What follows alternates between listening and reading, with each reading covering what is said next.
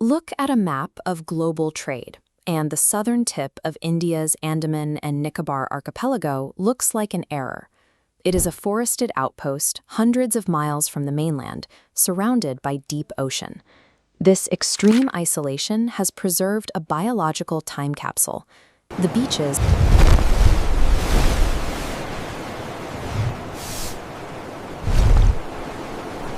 The beaches of Galathea Bay are a prime nesting ground for giant leatherback turtles, and the deep rainforests are home to the Shompen, an uncontacted indigenous tribe that has lived in separation from the outside world for millennia. But New Delhi envisions something else entirely. The Indian government is pushing forward an 81,000 crore rupee, roughly $10 billion, infrastructure master plan. They are going to build a deep-sea transshipment port, a massive international airport, a power plant, and a military-backed township straight over the forest. This creates the Galathea paradox. The government is attempting to force a massive 21st-century global logistics hub onto a highly sensitive, ancient micro-world that lacks the physical capacity to absorb it. The justification for this engineering project comes down to geography. Great Nicobar sits right next to the 6-degree channel. This narrow maritime corridor feeds directly into the Malacca Strait. Roughly 40% of global trade and $5 trillion in goods pass through this bottleneck annually.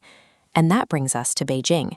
It is a deliberate move to anchor an Indian presence directly over the world's critical maritime choke point. But leveraging a trade route requires a physical foundation, and betting $10 billion on this specific island sets up a collision with physical reality that money cannot solve. This map of India's seismic hazard zones shows exactly what lies beneath the proposed site. The dark red areas indicate seismic zone V, the highest possible risk classification.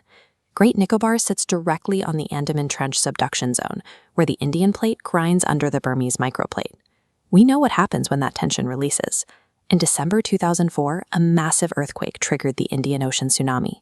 The tectonic force caused the southern tip of Great Nicobar to permanently sink into the ocean by up to 15 feet. The Indira Point Lighthouse, once situated well inland, is now entirely surrounded by seawater. The government's blueprint places a multi-decade transshipment port, an airport, and a gas power plant directly on top of this active fault line. Geopolitical blueprints cannot overrule geological realities. The multi-billion-dollar foundation is uninsurable and prone to sinking. This satellite image shows the dense, undisturbed canopy of Great Nicobar. The development footprint requires clearing over 130 square kilometers of this tropical rainforest. That translates to felling nearly 1 million trees. Out in the water, the math is just as difficult for the giant leatherback turtles. The proposed port plans show massive concrete breakwaters that will block roughly 90% of the mouth of Galathea Bay. The turtles will be left with an opening of just 300 meters to reach their nesting beaches. To legally bypass this destruction, the project relies on a concept called compensatory afforestation. The government claims they will offset the loss of this tropical ecosystem by planting saplings in the semi-arid Aravalli scrublands of Haryana. That is thousands of miles away, in an entirely different climate. Island ecosystems operate as closed loops. You cannot remove mangroves, coral reefs, and millions of trees that form a physical defense shield against storms and expect the island to survive. The biological ledger here is falsified. Swapping an evolved equatorial rainforest for a mainland scrubland is a bureaucratic fiction, not environmental protection. Beyond the geology and the forest, there is a human stake. The Shompen and Nicobarese are recognized as particularly vulnerable tribal groups. Their survival depends entirely on their absolute isolation from modern society. The arrival of tens of thousands of outsiders creates a severe biological risk. Construction workers, military personnel, and new residents will introduce pathogens to an environment that has been closed for millennia. Bureaucrats have promised safeguards on paper, but sustained physical proximity between a massive international transit hub and an isolated tribe with zero modern immunological defense creates a high risk of catastrophic disease transmission.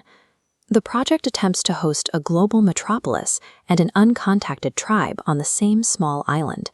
It is an irreconcilable anthropological conflict where the demands of a high-traffic logistics hub exist in direct opposition to the isolation the Shompen require to survive. This official public notice details the environmental clearance for the 14.2 million TEU port and the massive power plant.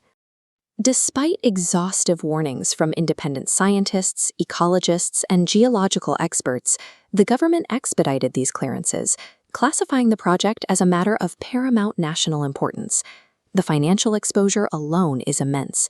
History shows that infrastructure megaprojects routinely exceed their budgets. Sinking an initial 81,000 crore rupees into a legally disputed, ecologically vital fault line ensures those costs will rise. India is choosing to gamble its national finances, an ancient ecosystem, and the lives of its most vulnerable people, all for a vantage point over a shipping lane. Great Nicobar serves as a precedent for modern geopolitics. It shows what happens when planetary life support systems are viewed as disposable assets in a superpower rivalry. If a nation is willing to pave over the edge of the world, ignore the fault lines beneath it, and risk the survival of a species just to secure a trade route, we have to ask what boundaries are left to cross.